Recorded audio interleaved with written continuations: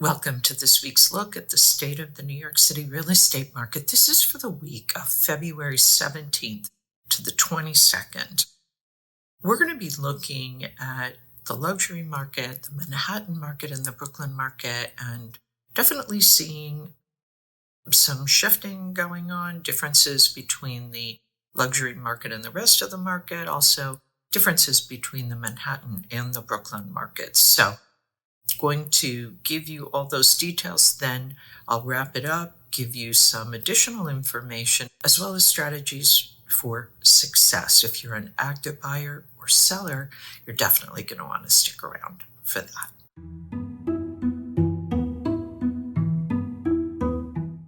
So there were 17 contracts signed in the luxury market. Wow. That is 24 fewer than the previous week. Granted, it was a short week with President's Day, however. That's a pretty big pullback in the luxury market. The number one contract last week was a penthouse at 345 West 14th Street. It was asking $22 million. It's a condo. It has a little over 3,700 square feet. It includes 3 bedrooms, 2.5 bathrooms, and 4 landscape terraces that total a little over 1,900 square feet. This unit has views in all directions and a spectacular landscape terrace on the top floor featuring an outdoor kitchen. The amenities in this building include a doorman and fitness center. The number 2 contract was the 48th floor at 430 East 58th Street. It was asking $16 million, reduced from just under $20 million when the building started marketing in 2022.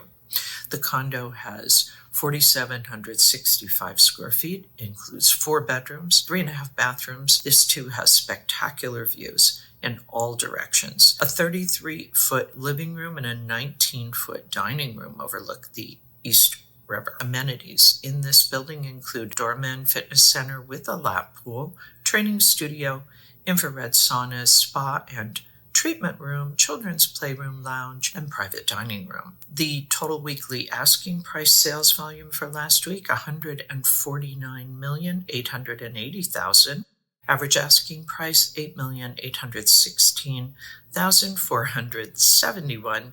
Median asking price, $8 million. Average discount from original ask to last asking price, 9%. And average days on the market, 837. Okay, big pullback in the luxury market. Let's take a look now, see what's going on in Manhattan and Brooklyn. And as I said, I am going to wrap this up, give you some additional information as well as strategies so that you can be successful, whether you're a buyer or a seller in the New York City market.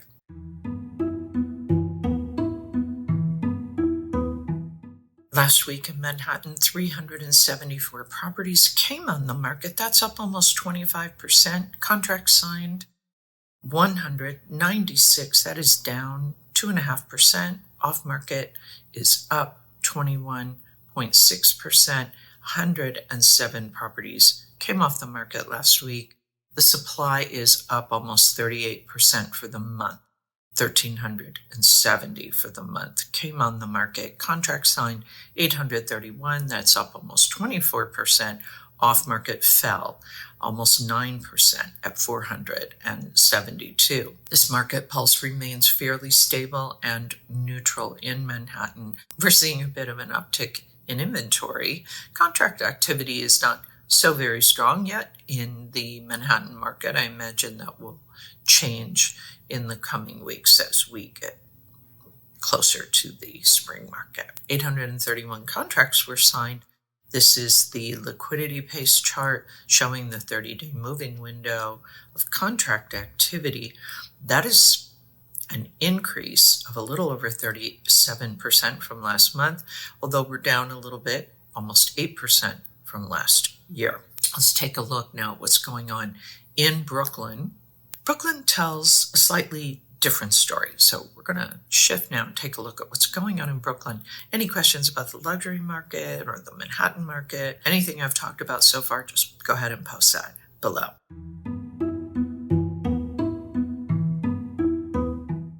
The supply for the week for Brooklyn, 171. That is up almost 18%. Contracts signed, 117, down almost 2%. Off market 54, that's up just under 2% for the week. The supply for the month 715, that's up almost 12%. Contracts signed up 30%, 525. Off market down a little over 14%, 257. The market pulse in Brooklyn, again, like Manhattan, the pulse remains essentially the same. Contract activity, supply fairly balanced. There's a little more to it than that, which I'll get into, but let's just say from a market standpoint, Brooklyn's remains in a neutral place. 525 contracts were signed in the last 30 days in Brooklyn. That is up almost 46% from last month and up just under 4% for the year. So that's it for Brooklyn. We're going to take a look now kind of at the entire market, what is happening and what you can do to be as successful as possible. So as we said, 17 contracts were signed in the luxury market, down 24 contracts from the previous week. 4 of those were in the trophy category, meaning they were priced at $10 million and above. There were 12 condos, 1 co-op, and 4 townhouses in that group. 11 were uptown and 8 were downtown. Continue to see a little bit more interest in the uptown market as far as buyers go when it comes to the luxury market. So midtown, uptown, over downtown seems to be what buyers are seeking out. So we talked about how Manhattan and Brooklyn markets are both balanced, relatively neutral, although there's some differences. In Manhattan, we're seeing the supply increasing and contracts are relatively strong, so it's fairly balanced. However, in Brooklyn, we're not seeing a lot of inventory. It is a neutral market, but the demand is topping the current supply. So we're not seeing as many new properties coming on the market in Brooklyn as we are in Manhattan. The total supply for Manhattan is 5,737, and in Brooklyn, 2,882. There are 2,746 pending sales in Manhattan, 1,836 in Brooklyn. The off-market properties in Manhattan currently 4,171, Brooklyn 1,919. And it's helpful to look at days on market. Days on market have an impact on how much money a seller makes. The longer they're on the market, the less money they make. The average days on market in Manhattan is 92, and in Brooklyn it is 66.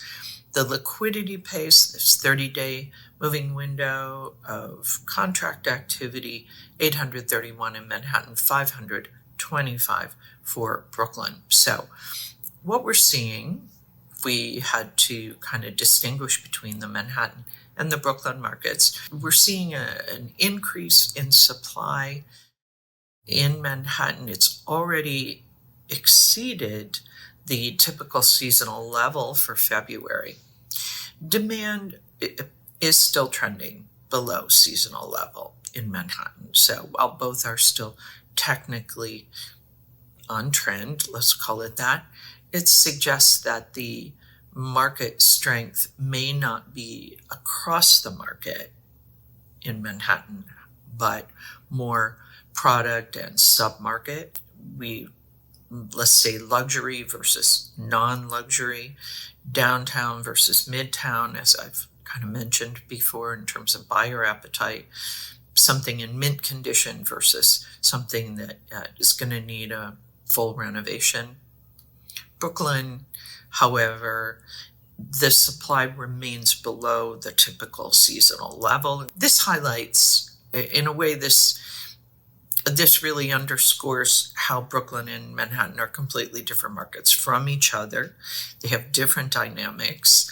The supply shortfall in Brooklyn could have an impact on the demand because when buyers don't have as many things to look at, they kind of lose interest in the market. Hopefully, however, That will not be the case, and we will see more sellers jumping in the Brooklyn market, and the buyers, it seems, are ready to follow.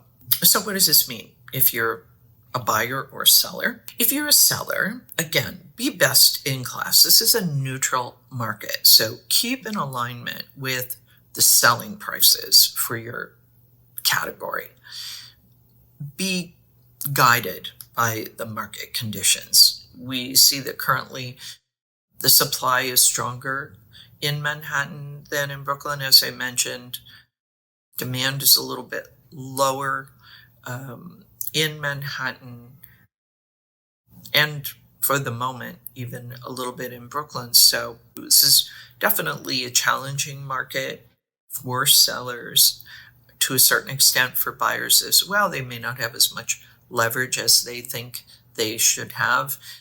Sellers are not giving up a lot of ground either, because the prices are remaining fairly stable.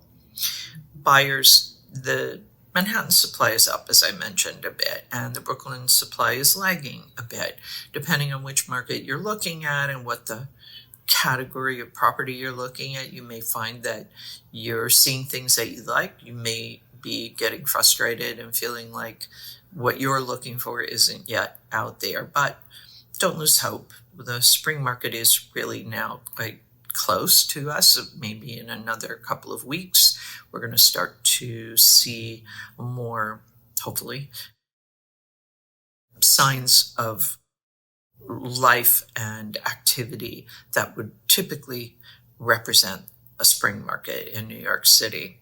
The only other thought for buyers is you may find you have a little more leverage in Manhattan. Again, depends on property type, how long it's been on the market, that sort of thing. But we continue to see the Brooklyn buyers are ready to go, but not seeing a lot of things yet for them. Manhattan buyers, you're definitely seeing more inventory, so hopefully there'll be something there that you like. And depending on the circumstance, you may or may not have leverage. But I would just encourage you to go ahead and make an offer and see how the seller responds. Okay, that's it for this week's look at the state of the New York City real estate market. As always, my thanks to the Olshan Luxury Report and to Urban Digs. The work they do helps me to help you to make great decisions. I'll be back next week with the very latest news on what is happening in the New York City real estate market. In the meantime, take care.